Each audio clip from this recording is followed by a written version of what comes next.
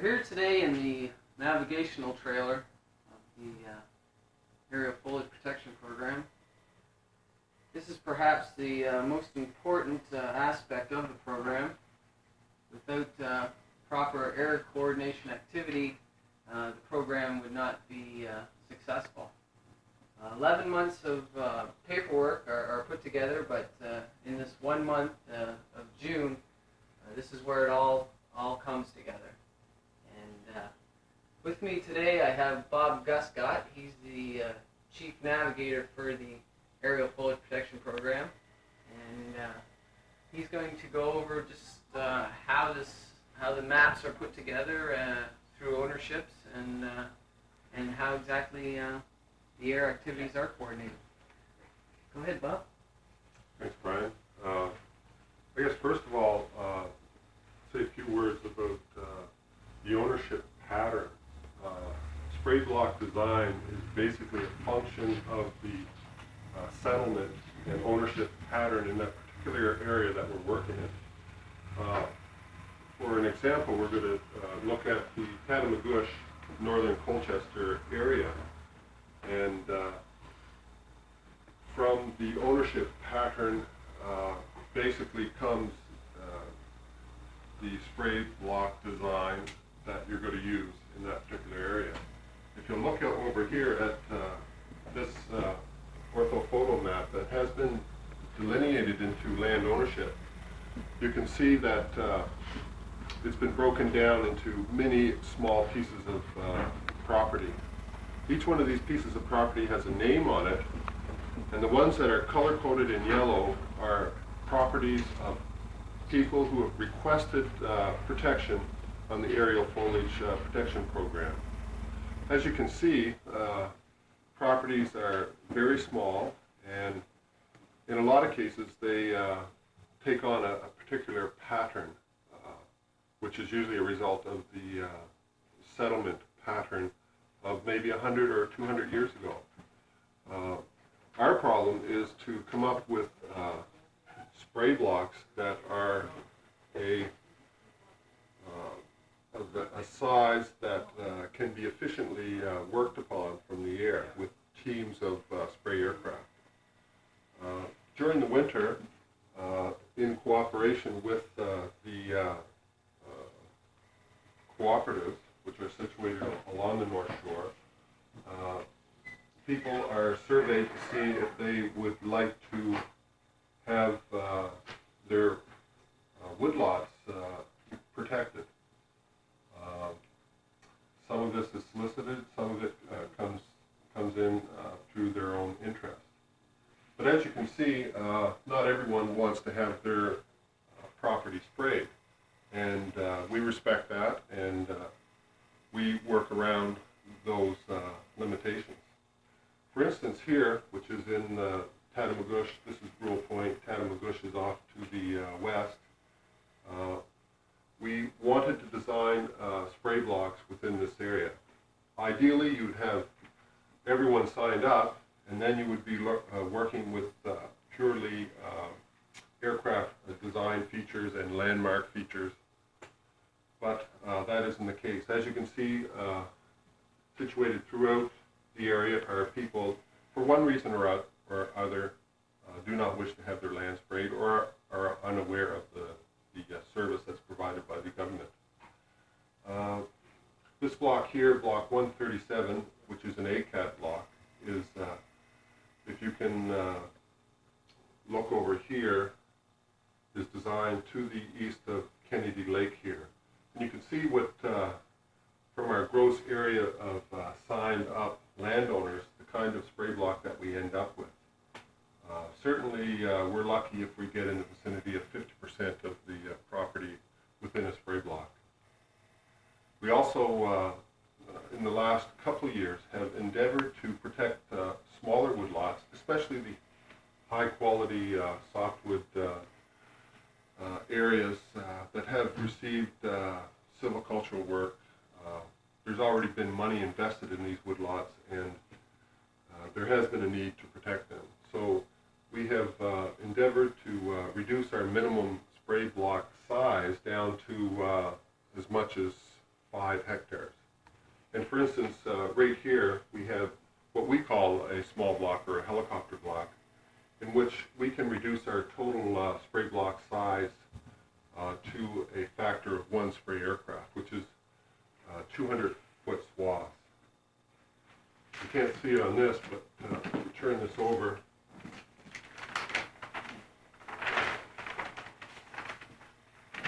this piece of property, Mr. Lawrence Buckler, we were able to design a small spray block in his property, and we've got 3 flight lines in there.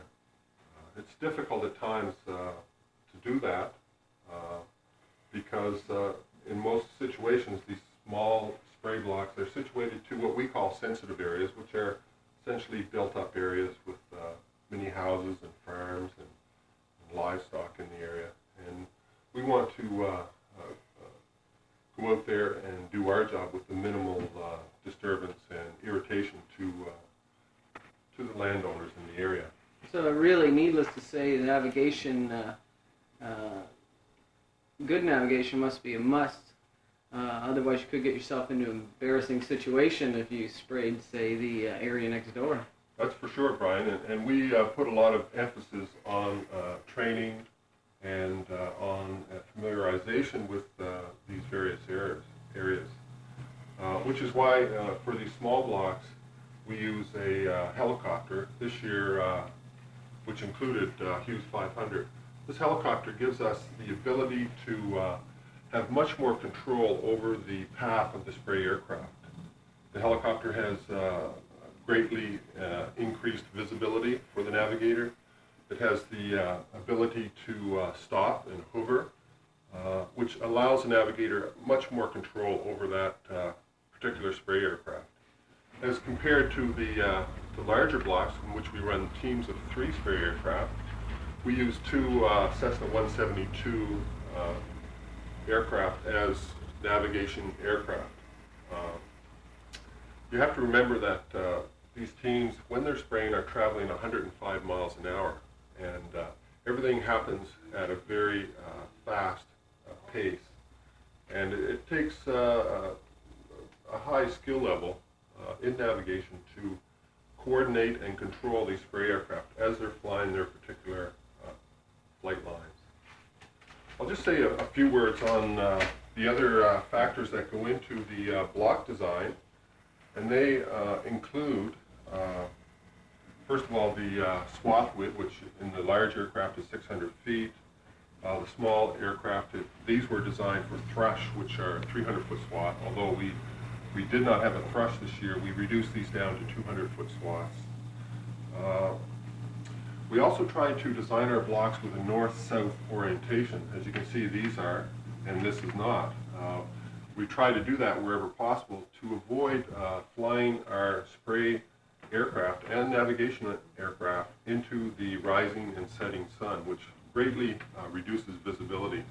The times when we're actually spraying are at dawn and at dusk, which so that becomes a very important consideration. We also design our blocks in terms of the geomorphic or landforms in a particular area. We avoid spray blocks that end with a steep hill as much as possible. We don't want to have our teams turning into a steep bank. That can be dangerous, and we want to avoid that as much as possible. We also try to design our spray blocks in terms of prominent landmarks, and this is a good example here. You have on the northwest corner, you have a large lake. On the north end, you have very distinctive fields. You have a large bog on the northeast corner here.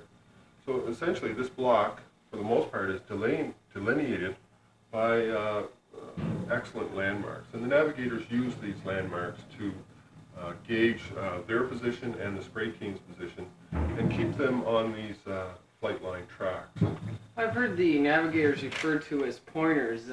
These points on these maps, is this what that term refers to? Yes, you're right, Brian. That's where that terminology comes from. In some cases, the navigator picks out prominent landmarks and describes them to his pilot so that he can track in the proper position.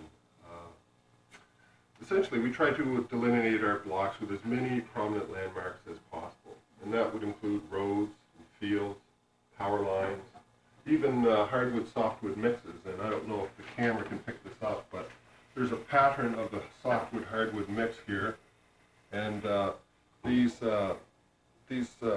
hardwood stands can be used as landmarks for flying these lines, and they show up quite well from about 600 feet, the height that we navigate from. So the more points you would have in a block, the more accurate your navigating would probably be. Yeah, I would say that, Brian. It makes the job easier. I guess that's it for... Bob, I noticed that around the airstrip here you were using Cessna 172s and Grumman ACATs for spraying. In New Brunswick, I guess they use TBMs and Grumman Avengers. And is there any particular reason why these aircraft are chosen for Nova Scotia? Yes, there is, Brian, as a matter of fact. And that is a function, again, of the land ownership pattern and the maximum block size that we can attain in Nova Scotia. In New Brunswick, as you know, there's huge tracts of forest that are owned by both the government and the large pulp and paper companies. And they can formulate large spray areas that could be anywhere from 10 to 30 miles in length, and maybe 5 to 10 miles in breadth. Because of the small ownership pattern in Nova Scotia, for the most part, we're not able to do that. There may be one or two large areas that we have in Cumberland County that we could possibly use larger aircraft on, and the same with Cape Breton, where there's large crown holdings.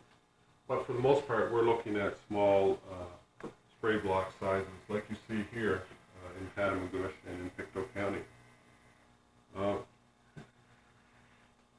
Another function of using the TBMs in New Brunswick is they spray at a speed of about 150 miles an hour, and that basically limits the control that you can actually have over those aircraft.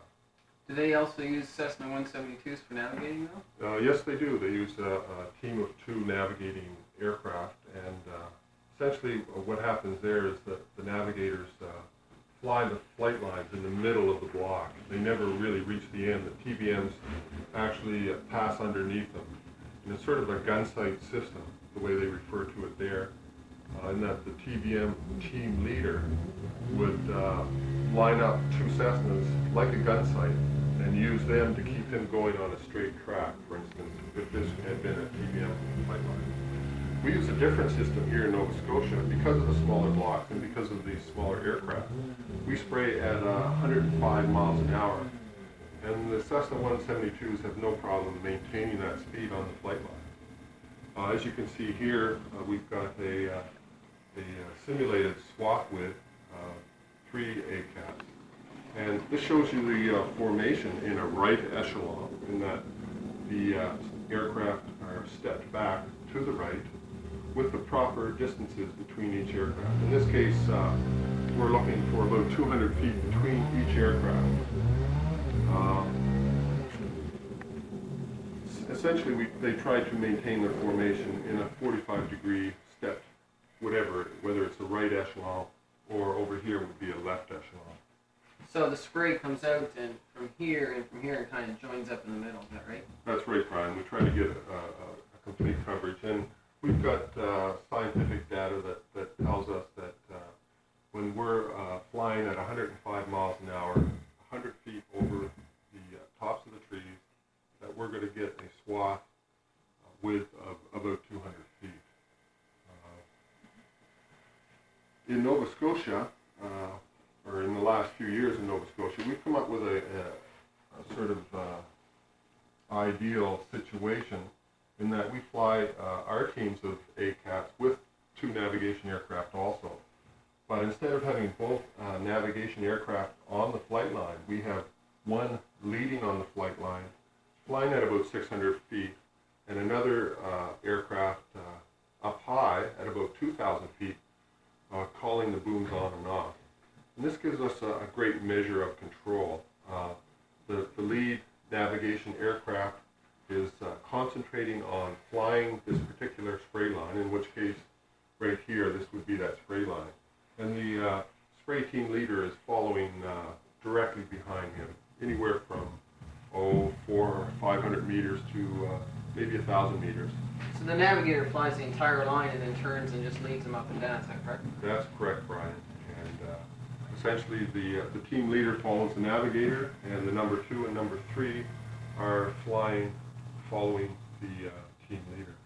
So that the navigator up above, I guess, he can either slow down the team or speed them up if they're getting too close to each other. That's correct, Brian. He has sort of the eagle's eye, eagle's view of the spray block. He can see from his altitude basically the whole spray block, and he has a much greater degree of control because he can see the prominent landmarks maybe a little bit better than the low navigator. This is a new system that you're using here, is it? Yeah, at one time we used only a single navigation aircraft with 2 navigators in it, one in the front seat and one in the back seat. And the backseat navigator was responsible for calling the booms on and off. And because of the angle with the navigation aircraft here and the team back here, it was difficult at times for that navigator to estimate where that booms on and off point was. And because of the parallax error involved in looking down from an angle like that, we essentially evolved into the system we have today, which I think is the best. It certainly seems to be an accurate system at a higher altitude, flying right above the team. You would definitely should be able to get right close. You've got that unique perspective from up there, Brian, and with using the radios, which we use to direct the team and to control their booms, we can be within a very close range of accuracy. What happens if you came out on your team with an echelon, I don't know, right, I guess, and you had winds blowing? Doesn't that cause a little bit of spray to come off the block? Well, our maximum wind speed that we can operate in is 15 kilometers an hour. That can lead to some drift. But essentially, if you remember from earlier, Brian, we have a buffer within our or outside of our spray block. This is a buffer of anywhere from it could be 50 meters to 150 meters, depending on the particular land ownership pattern. So that compensates for any of the spray that would possibly drift. That would compensate, and we're also spraying in ideal conditions, in that conditions that are cool enough at treetop where the spray is going to actually settle into the trees. And we try to avoid flying in conditions that would not allow the spray to settle. In which case, if the spray was not settling and you had even 10 or 15 kilometers of wind, then you could have a major drift problem. But we try to avoid that as much as possible. When we do fly our blocks, we try to fly the spray team.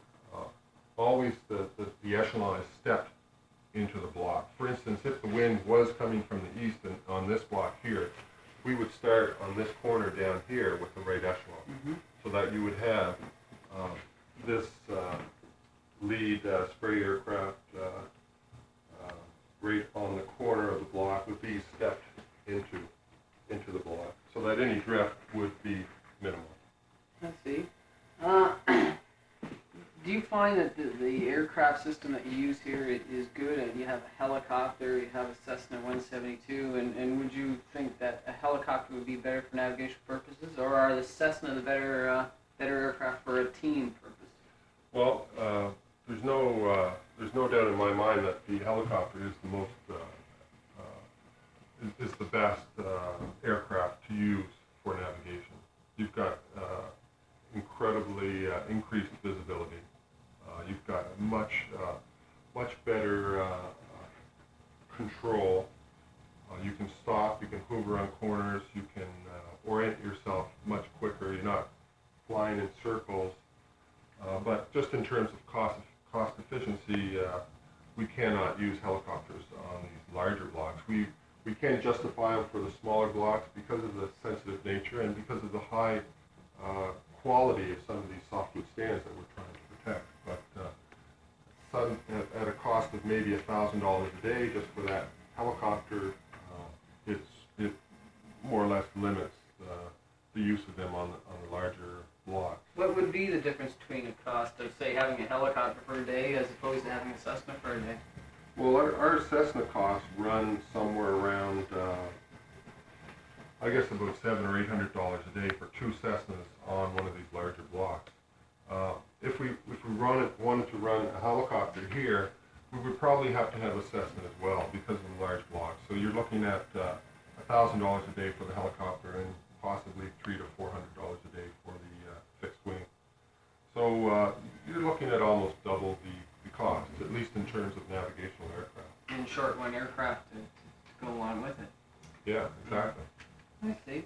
What I thought I might ask you too, Bob, is maybe to just briefly explain to me how you train the navigators to be able to do this type of work. Okay. First of all, not everyone is suited to this type of work. What we do is conduct flight tests early in the spring. Usually we recruit at the local universities. And in a flight test, we draw a course on a map, and we take people up and essentially get them to try to direct the aircraft and the pilot around that course. And we try to evaluate how well they do that, not only in terms of where they are flying in relation to that test course, but how well they communicate, how well they react under pressure, those considerations. Is this the type of map that they try their flight test on? That's correct, Brian, yeah, a 1 to 50,000 topo map, which is, can be difficult for someone who's never used one of these maps before or even been in a small plane, but over the years, it's been my experience that you cannot tell if someone is going to be or has the potential to be a good navigator unless you get them up and actually put them in a situation where they're using some of the basic skills that they have to have. So this could be a stressful situation sometimes. Very stressful at times. Everything is happening at a very fast pace. You're traveling at least 100 miles an hour. Decisions have to be made very quickly, and the right decisions have to be made. And it calls for people that are very cool under pressure. Can they just go up there and just fly up and down these lines, or is there any information that they're supposed to be gathering while they're there? Well, the whole system involves training, becoming familiar with the various areas, familiar with major landmarks, reconnaissance, which means going out and looking at these areas before they come out with a spray team. They work in twos, helping each other out. They're updating their maps. If there's a new cutout in one of these blocks, then they'll try to sketch that in so that it's an aid when they're on the block. Do they keep times of when they're right there or anything like that? Yes, they do, Brian. They also take temperatures at treetop before and after a spray session. They're monitoring the conditions of the spray, whether it's settling well or whether it's hanging or breaking up. They're also monitoring the weather information, like whether the sky is clear or overcast. And they're also keeping what we call it boom time, which is the time the spray team starts a block and the time they leave a block.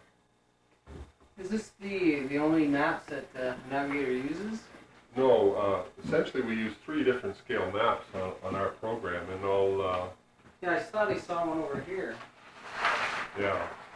This looks kind of small. You don't navigate by this. No, this is a 1 to 250,000 topo map, and this is, as you can see, a map that has all the information that is essentially on this, but in less detail. We have our main airstrips that we operate from: Parrsboro, DeBert, and Trenton. All the blocks are outlined on this with the block numbers. We also have fur farms, which are blue circles, which we try to avoid at this time of year. Is that the same that are on this map? That's correct, right. We also have emergency landing sites, which are also circled in red on these maps. And these are fields and roads that we've checked out, and if an aircraft does get into mechanical problems or has to put down in a hurry, then we can direct them to at least a site that's it's going to be safe for him to land on. He sometimes we may not have the luxury of that time, and we may have to direct the spray pilot to the nearest field. You have to remember that the spray teams, when they're working, are flying at 100 feet above the trees, and their visibility is greatly reduced. So the navigators have an important function in that, in an emergency, they can and are able to direct a aircraft in trouble to a field or a road or maybe a primitive landing site. What's the sequence and the usage of these maps? Okay, maybe for instance, for this area here in the Tatamagouche area, navigating team operating from DeBert would first of all figure out their bearing from the airport to the block area, and they use a compass rose for that in that case. And for these blocks here, they would take probably a heading of 55 degrees out to the block, and they would use this as a general guide on the way out to make sure that they are going in the right direction and picking out some of the prominent landmarks. Like, for instance, here there's a large tower at Nothing Mountain. Once they start getting close to the spray area itself, then they would switch over to a 1 to 50,000 scale map, which is here. This, is, as you can see, is in much greater detail, showing the field pattern, showing the topographic features like the hills and the valleys, and also the road system. Once they have oriented themselves to this map, they use this to guide themselves closer to the blocks. And once they're very close to the blocks, they switch over to a 1 to 10,000 topographic orthophoto, which is a compilation of aerial photographs.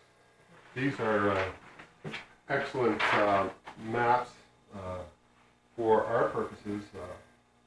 Great detail involved. As you can see, if you look at, say, we're looking at these blocks here, 137, 136, these two, and on this map you can see that there are some fields and houses around, but not too much more detail. But if you look here on this map, you can actually see the tree lines through the fields. You can see individual houses. You can see hedges, even individual trees at times. You also get the pattern of softwood and hardwood. You have small swamps that don't show up in this map, but show up in this. You can even get the gradation between different types of vegetation in a swamp. And all these are very helpful and very useful for navigation. Couldn't you navigate with one of these 1 to 50s as opposed to one of these? Well, you could, Brian, but I think you reduce the accuracy that you could get using these types of maps. And that's what you're shooting for. I mean, you want to be as close as possible to being That's inside right. these As close to 100% accurate as we can get. Coordinating aircraft in the air, Bob, must be a headache at times too. And how do you, as the chief navigator, manage to keep any congestion from happening? Well, as soon as the various clusters are open, then I sit down and try to come up with a game plan for how we're going to actually spray those particular blocks. maybe you could just give us an idea on this map, or... Sure. Maybe I'll go through this cluster here, and I think I even have the game plan still present from that particular spray session. This cluster here is over in the between Tattamagush and Pugwash, and involved about 7 blocks. They were all open at the same time, and we wanted to get those blocks sprayed as quickly as possible. First of all, we tally the total hectareage involved in that cluster and how much biocide we would need to complete those particular blocks. In this case, we used 2 spray teams, a team of 3 ACATs and a single ACAT plus the helicopter. As you can see, these blocks are situated fairly close to each other, and a major consideration for the game plan is the proximity of working teams. We want to keep those teams separated as much as possible, because if you remember, each team of 3 ACATs has 2 Cessna 172. So you're talking, for this team of ACAT, 5 aircraft working on those particular blocks, and you've got a single ACAT and a helicopter working on these smaller blocks. And the thing to be aware of and to avoid is having one team turning and coming into close proximity to another team that's working. Everyone's separated by different altitudes, is that correct too? Yeah, the navigation aircraft are flying at different altitudes, but the spray teams, you have to remember, are flying low, 100 feet above the trees, and they may not have the visibility that the navigators do. And it's important to keep a minimum, at least a half a mile separation at all times. Must get rather confusing on the radio, everyone talking and chattering, carrying on. Does every team use a different frequency? Sometimes we will use different frequencies just to avoid confusion and radio problems. But sometimes if we're working in close proximity, we'll use the same frequency so that we're aware of that other team, which in this case is working just a very close distance away, maybe even a mile away. Have you ever had a situation where, say, you would have one team working here and like a team of 3 and a team of 3 here and then a single up there? I mean, that really seems to be kind of confusing. It is very confusing, and I've had a few nightmarish spray sessions. A couple of years ago, we had a series of blocks up here, just to the east of Pugwash and Malagash, and we had 24 aircraft situated in about a 5 to 10 mile radius, and they were all on the same frequency, and they were all working at the same time. And needless to say, I had a slight headache when I came down from the air that morning, just coordinating those aircraft movements and making sure that the blocks were sprayed efficiently and safely. So your basic function is if you have some navigators working here and some navigators working here and some navigators working here, is to try and keep control over their exact movements all the time so that they're not going to be flying into each other. That's right, Brian. That is probably safety is the number one parameter dealing with the game plan, but also block efficiency. And we want to go out and when the team takes off, they're carrying a full load, and we want to take them to the larger blocks first and get that load down so that when they switch to the smaller blocks, it's much safer for them to turn. Easier maneuverability and whatnot. Exactly. Okay, Bob, I guess that pretty well covers everything. Is there anything else you wanted to add to it? No, I think we covered that fairly well. Well, thanks very much, Bob. You're welcome. The airstrip here, once again, we're like I previously said, we're ending the program. Just like to point out some of the buildings here in the outer field. To the left here is what we call the Sugar Shack. It's a picnic table in it. We keep our coffee in it, donuts for the morning. Just a place to relax a bit in between things. And as you move on to our right, you see, well, first of all, you see our mascots. They're down here at the foot of the door. We don't consider ourselves tacky, but they're just a mascot to the program. And it's in the forefront here of the navigational trailer.